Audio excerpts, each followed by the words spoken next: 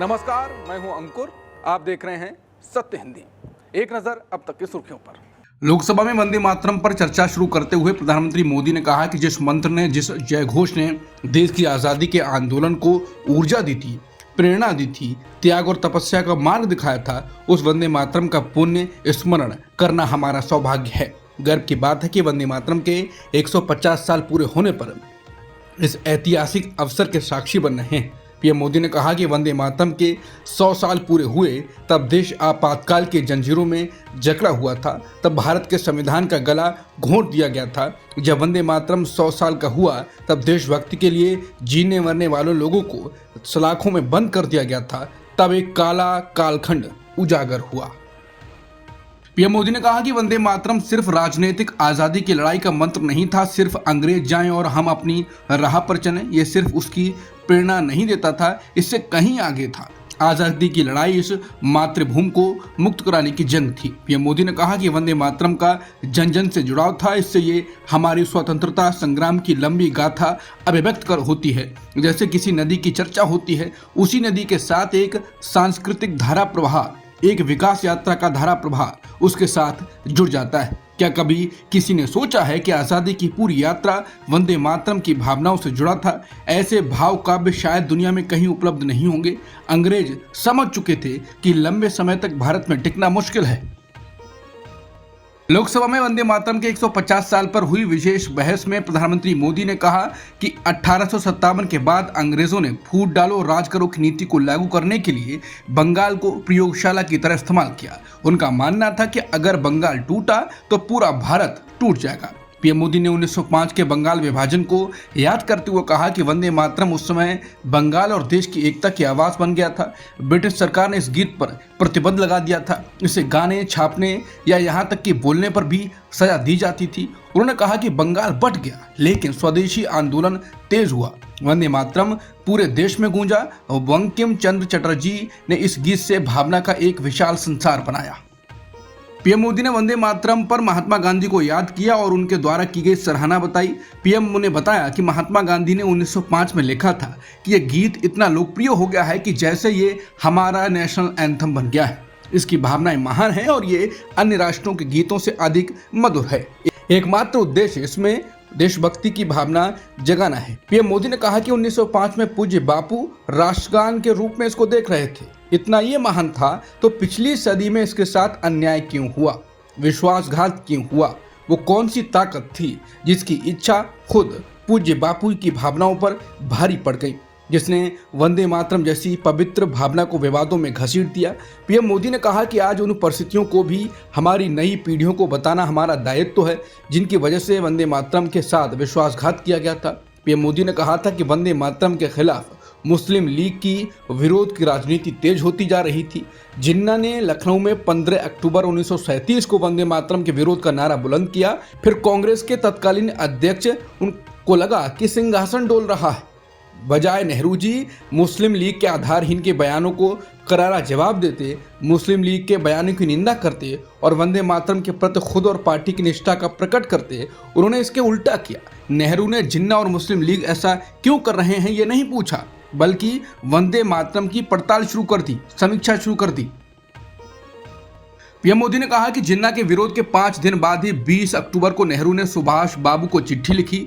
जिन्ना की भावना पर नेहरू जी ने अपनी सहमति जताई और कहा कि मैंने वंदे मातरम गीत का बैकग्राउंड पढ़ा है, मुझे लगता है कि ये जो बैकग्राउंड है इससे मुस्लिम भड़केंगे, इरिटेट होंगे। इसके बाद कांग्रेस की तरफ से बयान आया कि 26 अक्टूबर से कांग्रेस कार्य समिति की बैठक कोलकाता में होगी जिसमें वंदे मातरम के उपयोग की समीक्षा की जाएगी। पूरा देश हैरान था। पूरे देश में देशभक्तों ने इस प्रस्ताव के विरोध में प्रभात फेरियां निकाली, लेकिन देश का दुर्भाग्य कि 26 अक्टूबर को समझौता कर लिया गया, वंदे मातरम के टुकड़े कर दिए गए। उस फैसले के पीछे नकाब ये पहना गया, ये चोला ये पहना गया कि सामाजिक सद्भाव का काम है ये।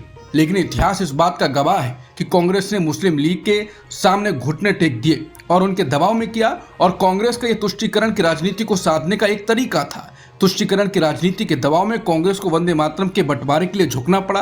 दुर्भाग्य से कांग्रेस की नीति वैसी की वैसी है। उतना ही नहीं, आईएनसी चलते चलते एमएमसी हो गया है। आज भी कांग्रेस और उसके साथ और जिनके साथ कांग्रेस जुड़ा हुआ है जब विवाद करने की कोशिश करते हैं इस बात पर राज्यसभा में आज जोरदार हंगामा देखने को मिला। तृणमूल कांग्रेस सांसद ममता ठाकुर ने अपना सवाल बंगाली भाषा में पूछा। इस पर अल्पसंख्यक कार्य मंत्रालय के राज्य मंत्री जॉर्ज कुरियन ने कहा कि वो सवाल समझ नहीं पाए और बैठ गए। इसके बाद विपक्षी सांसदों ने जोरदार विरोध शुरू कर दिया। हंगामा बढ़ता देख मंत्री जॉर्ज कुरियन फिर खड़े हुए और कहा कि पास बैठे एक सदस्य ने उनका सवाल हिंदी में अनुवाद कर दिया है। विपक्ष का विरोध जारी रहा, लेकिन सभापति राधाकृष्णन ने विपक्ष से कहा कि मंत्री को जवाब देने दें। इसके बाद भी थोड़ी देर तक सदन में शोर शराबा चलता रहा। मुर्शिदाबाद में बाबरी मस्जिद के बाद अब हैदराबाद में विवाद शुरू हो गया है। तहरीक मुस्लिम शब्बन के प्रेसिडेंट ने बड़ा ऐलान किया है। अध्यक्ष ने कहा कि हमने ये डिसाइड किया है कि हैदराबाद में भी बाबरी मस्जिद की यादगार बनेगी। मुश्ताक मलिक ने कहा ये मेमोरियल बाबरी मस्जिद के स्मरण में बनाया जाएगा और इसमें कल्याण संस्थाएं भी होंगी। उन्होंने आश्वासन दिया कि परियोजना अगले साल दिसंबर तक जमीन पर शुरू हो जाएगी। बीजेपी ने इस घोषणा की कड़ी निंदा की है और इसे खतरनाक और उत्तेजक कदम बताया है। बीजेपी के तेलंगाना प्रवक्ता एनवी सुभाष ने इस बयान की आलोचना करते हुए चेतावनी दी कि ऐसे बयान सांप्रदायिक सौहार्द को खतरे में डालते हैं। उन्होंने सरकार से कानून व्यवस्था लागू करने और कड़े कदम उठाने की मांग की।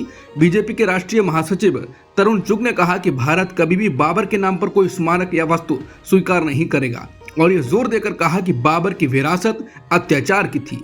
बीजेपी ने तेलंगाना में हाल ही में हुई चुनी गई रेवंत रेड्डी सरकार की चुप्पी पर सवाल उठाया और कहा कि कार्रवाई न करने से ऐसे तत्वों को बढ़ावा मिलता है। कोलकाता में निलंबित तृणमूल कांग्रेस के विधायक हुमायूं कबीर ने बड़ा राजनीतिक संकेत दिया। उन्होंने कहा कि आगामी पश्चिम बंगाल विधानसभा चुनाव में वो एआईएमआईएम के साथ गठबंधन कर सकते हैं। कबीर का दावा है कि उनकी बात एआईएमआईएम अध्यक्ष असदुद्दीन ओवैसी से हो चुकी है। कबीर ने कहा कि हम एआईएमआईएम के साथ गठबंधन करने की तैयारी में हैं। मेरी ओवैसी साहब से बात हुई है। हम 135 सीटों पर लड़ेंगे और विधानसभा में बड़ी मौजूदगी की उम्मीद है। बता दें, शुक्रवार को टीएमसी ने उन्हें पार्टी से निलंबित कर दिया था। इसके बाद कबीर ने घोषणा की थी कि वो 22 दिसंबर को अपनी नई पार्टी बनाएंगे, लेकिन अब उन्होंने कहा है कि वो एमएलए पद से इस्तीफा नहीं देंगे क्योंकि उनके क्षेत्र की जनता चाहती है कि वो पद पर बने रहें। कबीर ने यह भी कहा कि 6 दिसंबर को बाबरी मस्जिद की प्रतिकृति के शिलान्यास कार्यक्रम में उन्हें लगभग 1 लाख लोगों के आने की उम्मीद थी, लेकिन कई लाख लोग ईंट लेकर पहुंचे। उन्होंने कहा कि इनमें से कई लाख लोगों को कृष्णानगर पुलिस ने मुर्शिदाबाद पहुंचने से पहले ही रोक दिया।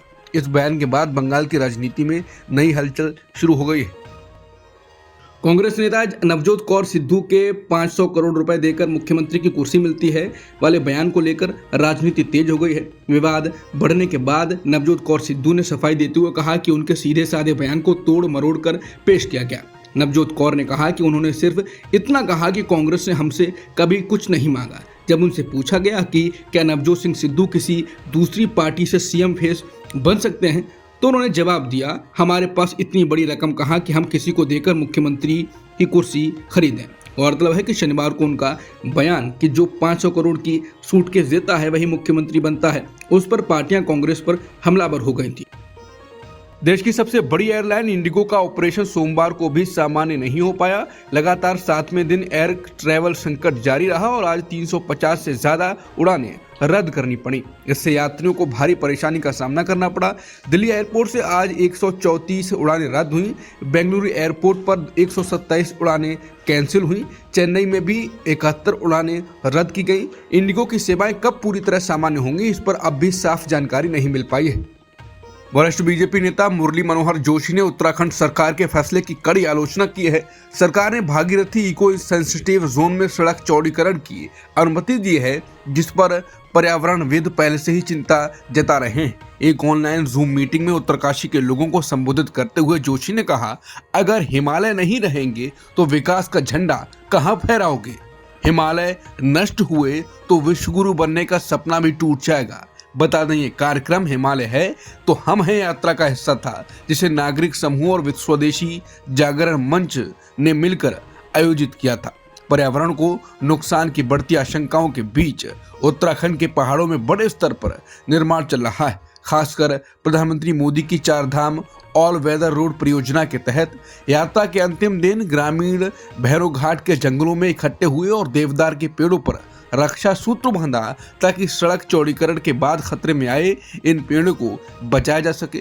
सरकार ने सुरक्षा कारणों का हवाला देते हुए इस सड़क विस्तार को मंजूरी दी है।